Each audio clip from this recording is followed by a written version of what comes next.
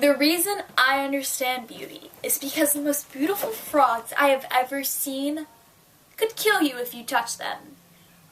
The most beautiful things I have ever looked at were either fragile or stronger than me.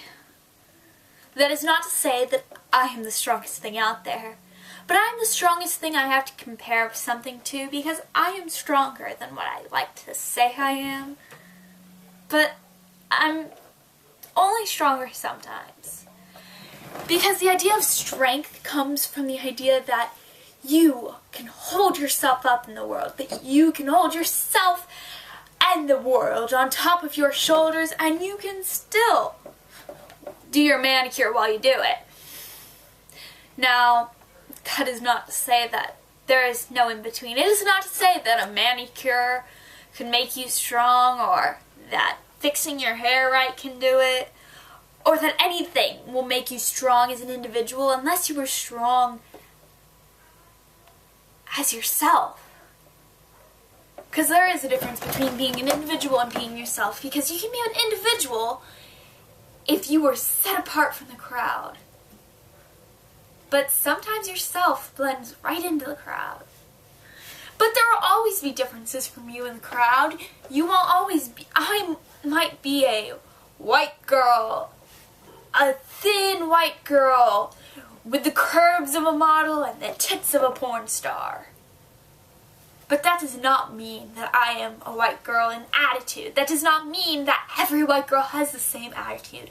This does not mean that I'll go out onto the streets with I want a gay best friend. I will never marry a black boy. I will never do this. I won't do that. I'm a virgin, but I like to get out at night. Because none of that is me. I am not a side character. I am my own character. But sometimes I'll say I am the secondary character of everyone's story. Because besides myself, I couldn't see there being a movie about myself. I could see there being a movie about everyone around me. But myself? No. I'd be a side character in someone else's life. But I am my own character in my own life. And I might say, well, look at me lift the world. But I'm not lifting the world right now. The world is collapsing under me. The world is collapsing over me. I am fighting for my own air, trying to breathe, but my lungs are crushed. I am trying so hard to make words come out of me, to say things that I know are right, so that I don't have to go back and edit this later, so that I don't have to say things and apologize, because I know being the person who apologizes is good. But I've come to terms with the fact that I am not good, with the fact that no matter how many times I go around the world, I am not the good that everyone wants to see. Because no one is the good everyone wants to see. Because no one wants to see the good. Everyone wants to see the bad things in the world. Everyone wants to see the apartheid, and everyone wants to focus on the Nazis, and everyone wants to focus on the things. But yes, these are big things. These are things that matter. These are things we need to go after. But these are not things that are the only things. Once when I was a girl, there was a boy who ran around the playground and told the whole world that I was his best friend. 2 years later, this boy and I didn't even talk anymore. This boy spread rumors about me, told everyone that I was the playground's biggest slut. I was in 5th grade at the time, and I don't really remember much of it. I just remember thinking, but I never had a boyfriend. But in 5th grade, I was a bit of an idiot. I mean, according to everyone else, I did have a boyfriend. He was Italian and he lived away from me. I said that because I was afraid that if I didn't have a boyfriend, I wouldn't be smart and strong and popular and pretty. Because everyone who's smart and strong and popular and pretty had boyfriends. And I was just the girl who could get all the way around the world, except if Ashley Discern was playing too. And sometimes Max would beat me because I wasn't the best math person. But no one else in that whole 5th grade classroom went around the world as many times as I did. Nah. Because I was a champion in 5th grade. I was a champion with the self-esteem of a ant? I don't know. I suppose ants might have high self-esteem, but I had a low self-esteem. I wasn't a girl who could go about the world and say, look at me, I'm fucking awesome.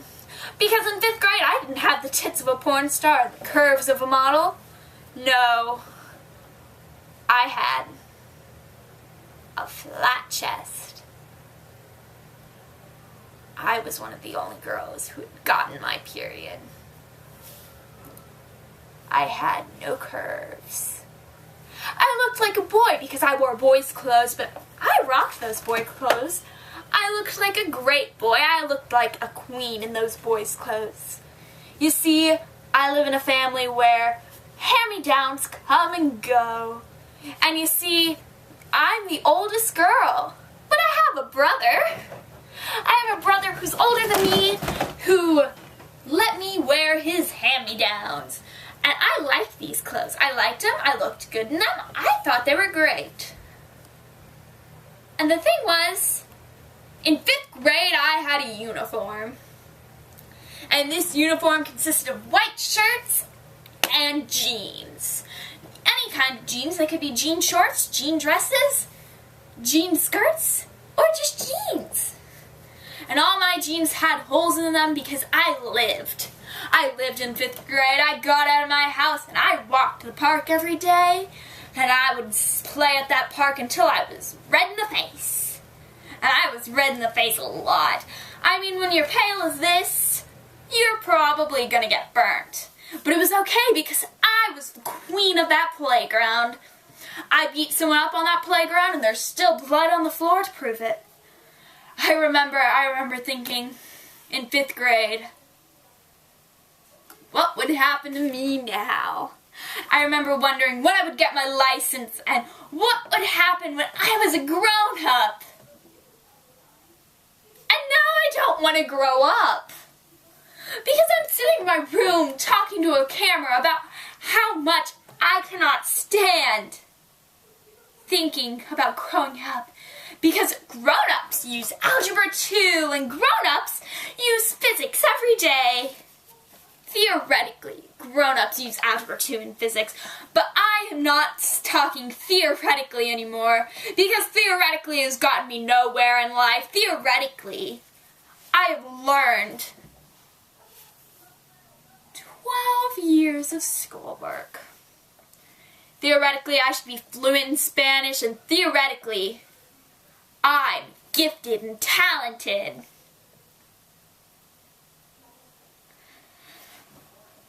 And you know what I've learned since 5th grade?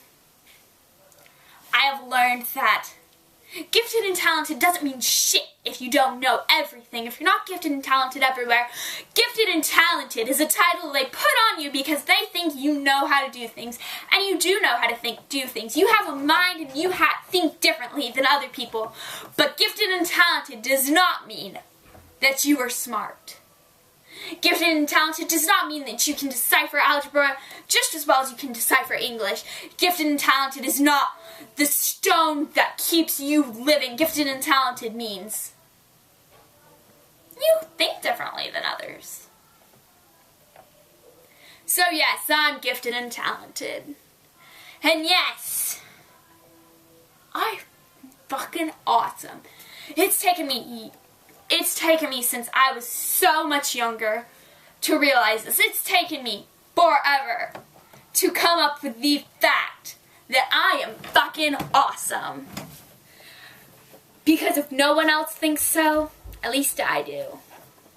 And that's fucking awesome.